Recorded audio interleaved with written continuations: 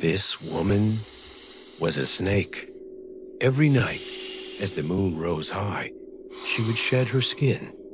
Her body stretched, scaled, and twisted into a green serpent.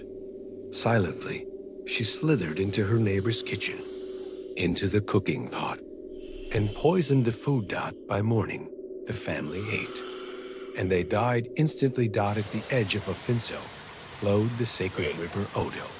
It had a spirit, half woman, half serpent, feared and revered. One day, Amma, the pride of the village, defiled the sacred source. The river spirit was angered. That night, it whispered to the elders, "Appease me, or my wrath will crawl into your homes." But the elders refused, and so the spirit struck. It killed Amma, took her form, and returned. As Amma, by day, she was normal. She laughed, she wove, she greeted her friends. But at midnight, the serpent returned, crawling into homes, poisoning pots, bringing death. The village trembled, but no one suspected her. Not her family, not her friends, not even her closest companions. Only one truth remained hidden. She must return to human form before 6 in the morning, or remain a snake forever. Her childhood friend Isaac returned from the city. He saw her beauty, loved her, and married her. He took her away to the city. She was radiant.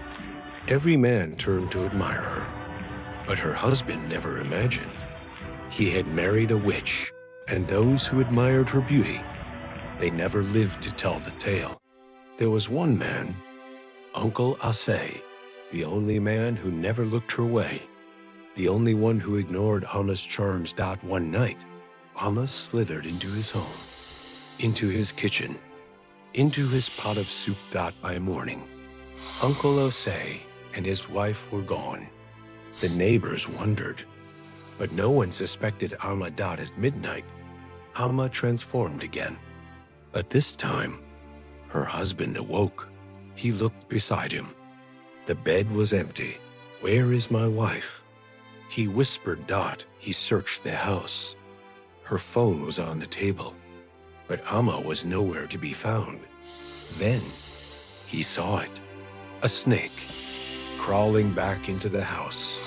He grabbed a stick, raised it high to strike, but the snake escaped into the bedroom. And there, it became Emma once again. My love," she called. Her husband gasped. "Where have you been?" "I searched everywhere." "I was here," she lied. "I only went to the wardrobe." "Perhaps you were too sleepy." She smiled. She was lucky that night. Very lucky. By dawn, another neighbor had died. Police searched, but nothing was found. This was the second mysterious death. And still, no one knew the truth. No one. Except a MAA.